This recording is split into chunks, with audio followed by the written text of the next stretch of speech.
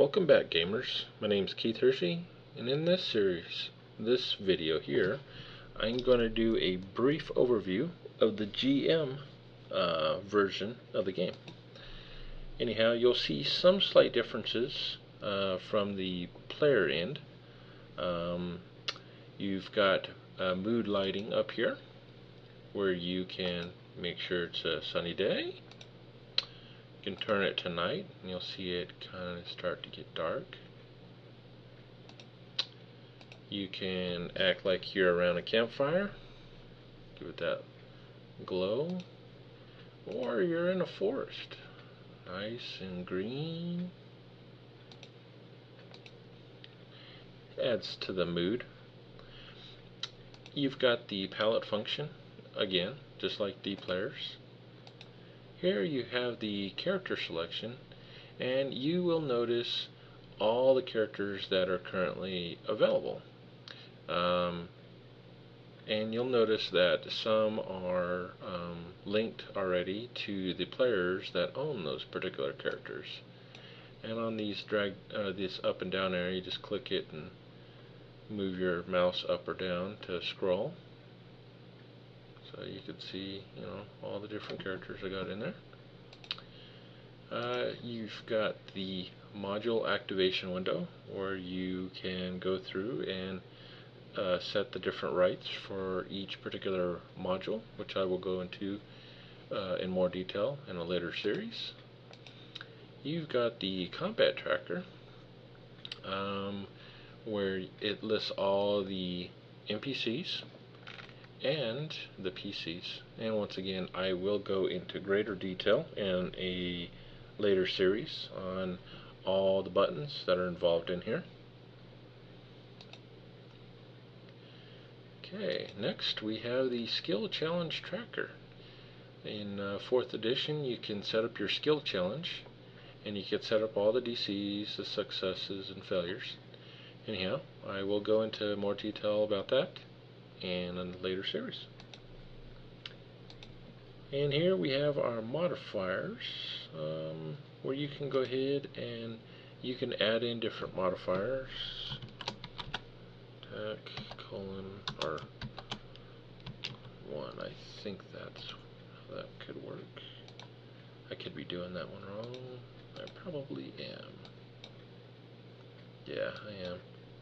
But we will go into the modifiers and how you can create those in another series. So for now I'm going to delete that out. And then we have our effects tab, where you can put in different effects, where you can drag and drop those onto characters. Once again, I will go into a greater depth into this in a later series. Here we have DM options, and there's quite a bit to choose from. You have the client side, which basically all PCs have these same options, and then you have combat and specific GM ones. I will go into this in greater detail in a later series as well. Then we have our story button here, where we can add new story entries.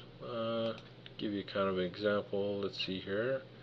We'll open up this fountain chamber so you can kind of see how you put it all in there. You can put in text where you can drag and drop and whatnot. Once again, I will go into more detail about this in a later series. In stories, if you have different modules and adventures open, you can click back and forth between them. Maps and images.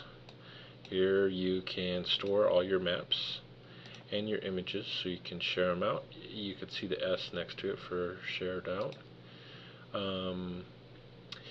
The maps and images, you can add those on the fly and they will show up while the game is running, unlike a lot of other areas where you have to actually put it in the folder and then run Fantasy Grounds.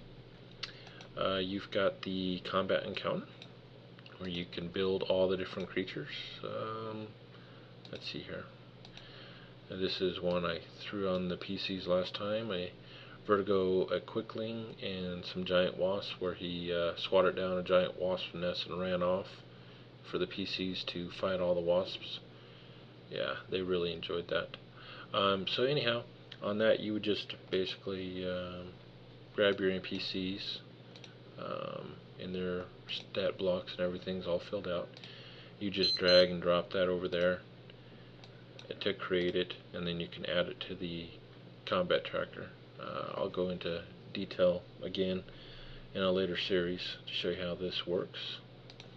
Of course, then there's the NPC tab, which I just showed you, where you can add all kinds of different creatures, like a giant catfish. Some of these I made on my own.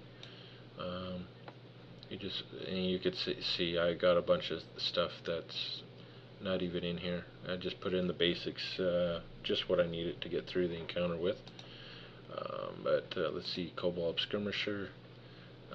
You can see all that, the different powers that they have, and another you can put in the different flavor and whatnot on the NPCs.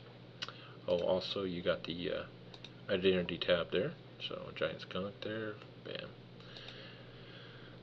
Okay, and this again, these open up different modules. If you want a new one, just click new and you can fill it all in. Alright, items. I keep clicking it. Okay, this is for like making magical items and whatnot.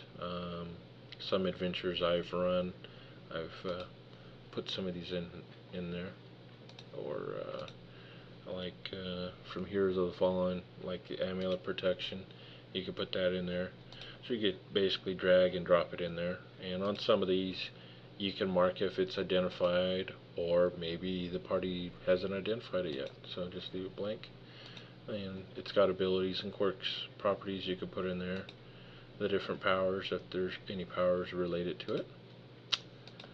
We'll make one later. Notes. We're going to have more in depth on this one, where you can create different types of notes. Oh yeah, okay, so right here you can see this one, and see it says Logan Marr next to it. That means that is the name of the player that created that note there. See, Get Daily 5, or like this one I made earlier in another series for the player side about making notes for yourself as a player. Anyhow, I will go into more detail in that in a later one. Then of course we have the library. It works just like the PC version, where you can go down through the books that you have currently uploaded, and all the items, so you can drag and drop those onto the character sheets and whatnot, and powers and everything. And then of course we have our tokens. You'll be able to have access, obviously as the GM, to all the tokens that you've currently loaded up, including the hosted ones. So you can see all those. We have the dice tower here. GM doesn't actually need that. I'm not sure why it's actually showing up on mine.